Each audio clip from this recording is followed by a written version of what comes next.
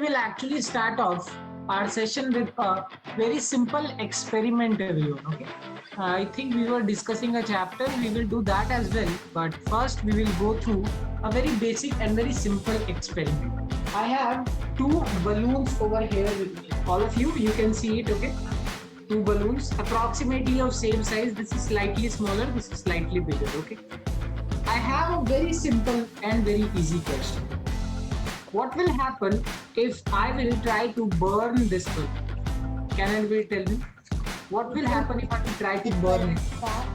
It will pop, sir. It will pop. It will pop. Okay. So that's a very right answer. We will try it as well. And if you guys are doing it on your own at home, like take someone into consideration with you. Okay.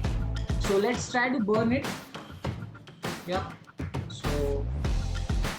Okay, very quite simple, like all of you gave the same answer that it will what pop off. Yeah, and I personally consider this was a very fun way of actually popping a balloon. Am I right, everyone? Yes or no?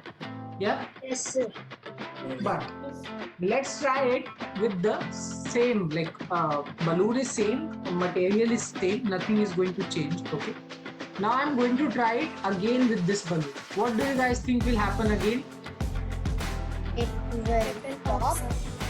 It will pop off. Okay, it should do that. Even I think the same thing, everyone. So have a look. It's not popping. It took a lot of time before popping off. Yes or no? Yeah. Sir, because the layer where you put the fire was thick. Anyone else with any other idea?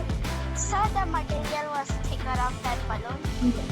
There was water in that particular balloon. As you all can see, I don't think so you saw the collision. I saw it, sir. Yes, sir. So there was water in that balloon and it took some time. And it actually popped off just because I put the matchstick somewhere else. Okay. So it I should have put it exactly where the water was. Okay. Now, can anybody explain me how the water is saving the balloon to get burst off? Anyone? By making its material more thicker.